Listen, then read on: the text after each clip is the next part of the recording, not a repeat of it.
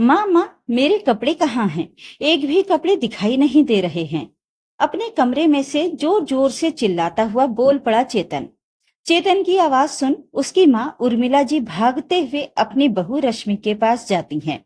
रश्मि सुबह सुबह सबके नाश्ते की तैयारी कर रही थी। बहू, तुमने चेतन के कपड़े कहाँ रख दिए? एक भी कपड़े नहीं मिल रहे हैं। कौन चेतन माँ जी? रश्मि ने लापरवाही के साथ बोला। रश्मि की बात सुन उर्मिला जी हैरानी से बोली, बहू ये कैसी बातें कर रही हो? चेतन तुम्हारा पति? पागल तो नहीं हो गई हो ना?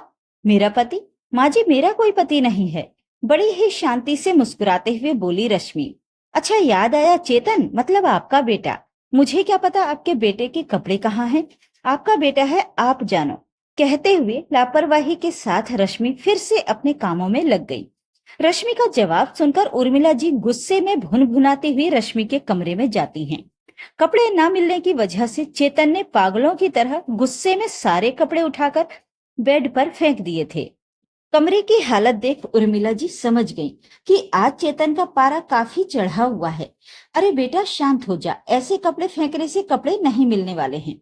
माँ, मैंने बोला था ना, मुझे आज शाम को शादी में जाना है। एक भी कपड़े ना धुले हैं ना प्रेस हैं, मैं क्या पहन कर जाऊंगा?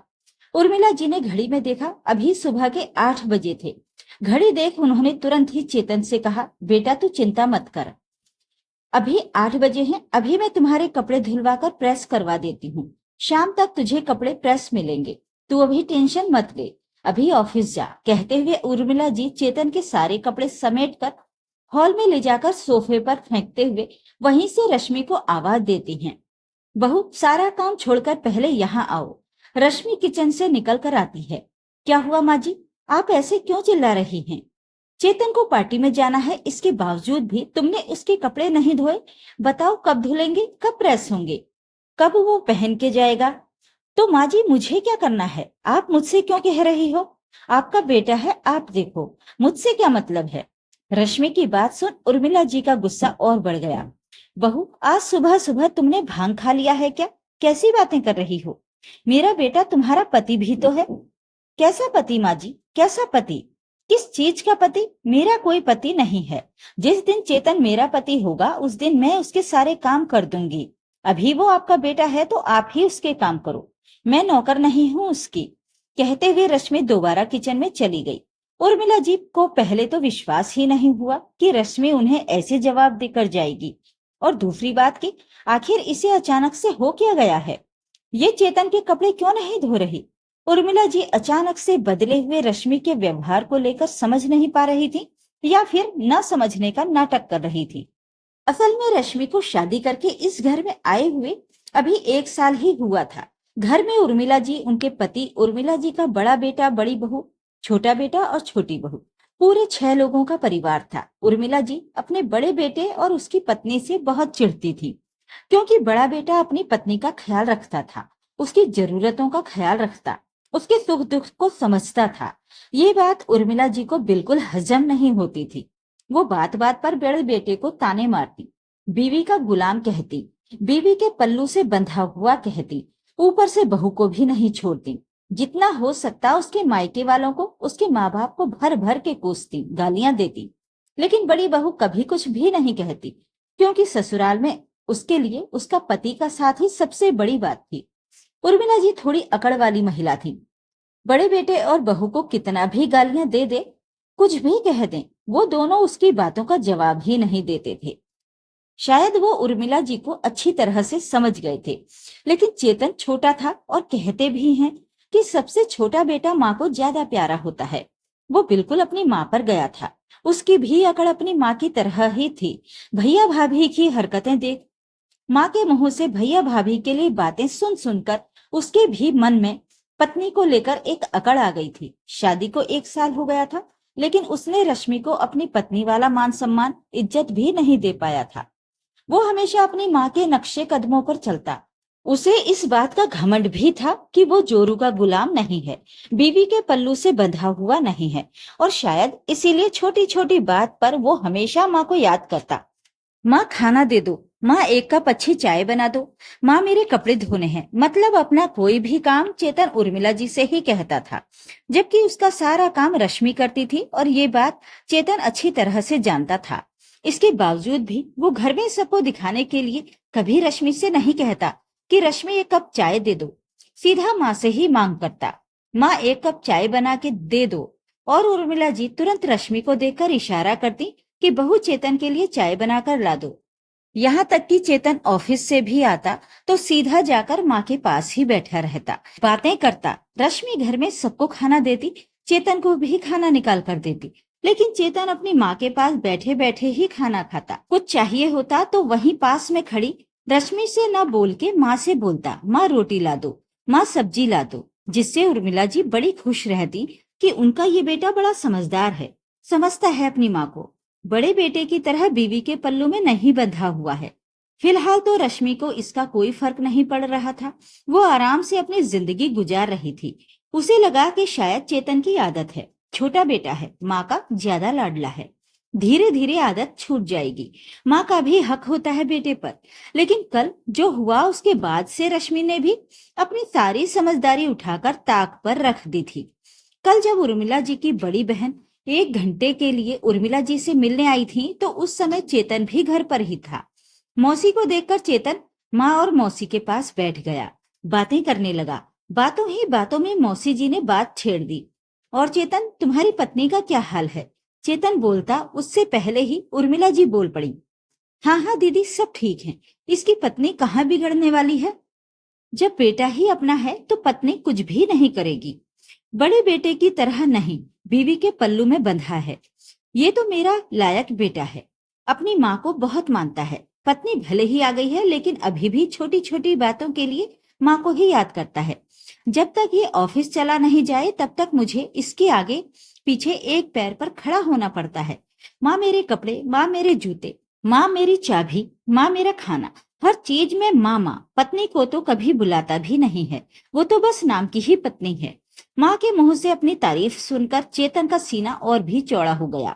वो अपनी ही धुन में बोल पड़ा, और क्या मौसी, मैं बड़े भैया की तरह नहीं हूँ जो बीवी के पल्लू से बंधा रहूंगा।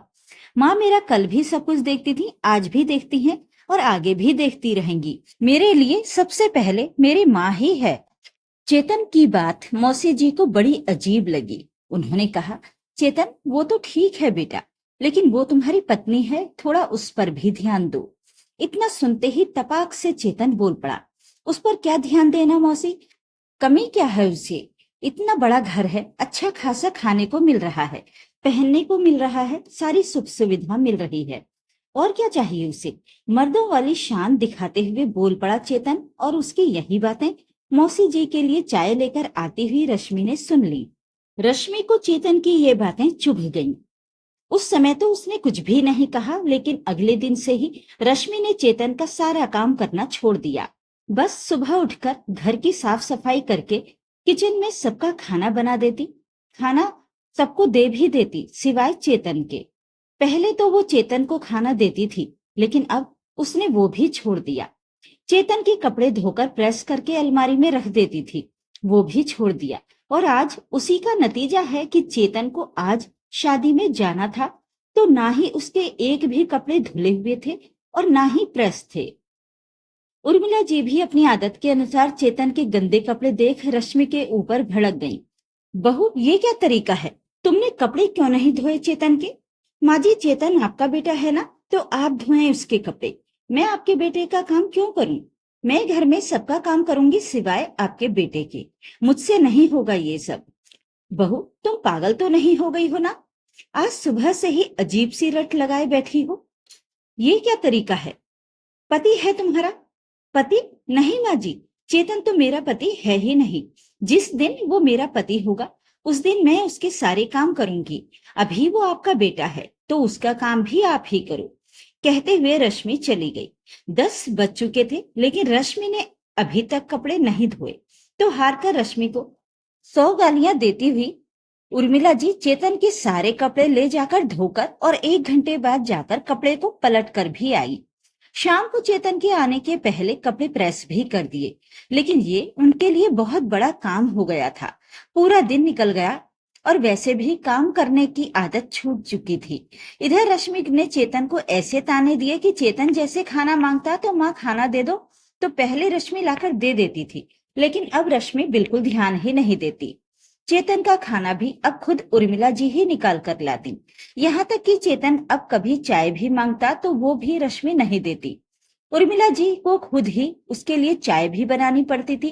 एक दिन तो सारा काम करने के बाद दोपहर को रश्मि ने चेतन के सारे कपड़े, सारा सामान निकालकर उर्मिला जी के कमरे में रख दिया। चेतन का सारा सामान, सारे कपड़े देख उर्मिला जी भड़क गईं। बहू, ये क्या कर रही हो? चेतन का सारा सामान यहाँ क्यों लेकर आई हो? वो क्या है ना माँ जी, मेरे कमरे में जगह कम पड़ रही है, इसलिए मैंने आपके बेटे के कपड़े हटा दिए हैं। अब आप अपने बेटे के कपड़े अपने कमरे में जगह बना के रख दो। वैसे भी मेरे कमरे में आपके बेटे की जरूरत ही क्या है? कहते हुए रश्मि चली गई। उर्मिला जी को कुछ भी समझ में नहीं आया कि ये रश्मि को हो क्या गया है, कैसी हरकतें कर रही है। चेतन को उसने अपना दुश्मन क्यों बना लिया है? रात को जैसे ही चेतन आया, उर्मिला जी ने उसे अभी भी कुछ नहीं बताया था। खा पीकर चेतन जैसे ही कमरे में सोने गया, उससे पहले ही रश्मि अपने कमरे में जाकर दरवाजा बंद करके सो गई। चेतन बाहर खड़ा दरवाजा पीटता रह गया, लेकिन रश्मि ने दरवाजा नहीं खोला, ये कहते हुए कि जाकर अपनी माँ के कमरे में सो जाओ, मेरे कमरे में सोने की कोई जरूरत नहीं है। तुम्हारा सामान मैंने सब कुछ तुम्हारी माँ के कमरे में रख दिया है, जाकर वहीं पर सो। पूरी रात रश्मि ने दरवाजा नहीं खोला। चेतन रश्मि के बर्ताव से बौखला गया। सुबह जैसे ही रश्मि बाहर निकली, गुस्से में चेतन रश्मि के पास पहुंचकर चिल्लाते हुए बोला, रश्मि, आजकल देख रहा हूँ तुम्हारे बहुत पर निकल गए हैं ना। तुम्हारी हरकतें दिन पर दिन बढ़ती जा रही हैं। ये क्या तरीका है? तुमने किससे पूछकर मेरा सामान, मेरे कपड़े बाहर निकाले? हाँ तो क्या करूं? जरूरत क्या है तुम्हारे सामान की, तुम्हारे कपड़ों की, मेरे कमरे में रहने की, जब तुम्हारा सारा कुछ माँ जी करती हैं। तुम्हारे लिए सब कुछ माँ जी ही हैं। यहाँ तक कि छोटी से छोटी बात भी तुम अपनी माँ से करते हो, अपनी माँ से मांगते हो। फिर मैं हूं कौन? मैं बस शादी करके इस घर में आई हूँ रहने के लिए। इतना बड़ा घर है, सारी सुख सुविधाएं हैं, खाने को मिल रहा है तो मैं खुश हूँ, और आप अपनी माँ के साथ खुश रहो। इतना कहकर रश्मि चुपचाप अपने काम में लग गई। अब आफत उर्मिला जी के सर पर थी। अब चेतन के चक्कर में उनका 1 मिनट बैठना मुश्किल हो गया था। चेतन की चाय पानी, खाना नाश्ता से लेकर उसके कपड़े धोना, सुखाना, प्रेस करना उर्मिला जी का पूरा दिन ही निकल जाता। ऊपर से चेतन एक दिन से ज्यादा कोई कपड़े पहनता भी नहीं था। ठंड में रोज रोज कपड़े धोना उर्मिला जी के बस के बाहर था। 2-4 दिन के बाद उर्मिला जी की हालत खराब होने लगी। आदत तो थी नहीं काम करने की, और रश्मि बिल्कुल ही चेतन के काम को हाथ नहीं लगाती। इतनी ठंड में रोज रोज पानी वाला काम करना उर्मिला जी के बस से बाहर हो रहा था। और आखिरकार एक दिन उर्मिला जी को ना चाहते हुए भी चेतन से बोलना पड़ा, चेतन बेटा, तू अपना काम अपनी पत्नी से करवा। शादी करके लाया है, कुछ हक है उसका। मैं कब तक तुम्हें संभालूंगी?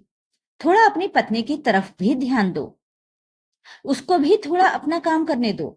अब मुझसे नहीं होता ये सब। दिन पर दिन मैं जवान नहीं हो रही, और अब तो छोटा बच्चा भी नहीं रह गया। अपनी खुद की गृहस्थी पर ध्यान दे। माँ कब तक रहेगी तुम्हारे साथ? आज के बाद मुझसे कुछ भी नहीं कहोगे। जो कुछ भी चाहिए, जो भी खाना है, जो भी पीना है, या जो भी काम है, तुम अपनी पत्नी से कहो। मेरी जिम्मेदारी अब खत्म। बड़े हो गए हो, शादी कर दी है, अब अपने परिवार पर ध्यान दो। कुछ सीखो अपने बड़े भाई से। सही कहता है वो मुझसे, उसके लिए कभी परेशानी उठानी नहीं पड़ी। तुम्हारे चक्कर में तो मैं पागल हो गई। माँ की बात सुन चेतन भी हैरान हो गया। माँ, ये कैसी बातें कर रही हो आप ही तो कहती थी कि बड़े भैया की तरह नहीं बनना है, और अब आप ही गलत कह रही हो। मैं बिल्कुल गलत नहीं कह रही। तुम भी अपने बड़े भाई की तरह बनो, उसकी तरह ही काम करो। कम से कम मेरी जान तो छूटेगी। माँ की बातें सुन चेतन हैरानी से खड़ा चुपचाप माँ को देखता रह गया। वो कुछ समझ ही नहीं पा रहा था कि माँ क्या कह रही है। लेकिन रश्मि किचन में खड़ी माँ बेटे की बातें सुन कि अब आया ऊंट पहाड़ के नीचे, निकल गई माँ बेटे की अकड़। तो ये थी आज की कहानी। इस कहानी के बारे में अपनी राय कमेंट बॉक्स में जरूर लिखें। वीडियो को लाइक और शेयर कर दीजिए। चैनल को सब्सक्राइब जरूर कर लें ताकि आपको रोज अच्छी अच्छी कहानियां सुनने को मिल सकें। तो फिर मिलते हैं एक और कहानी के साथ। नमस्कार।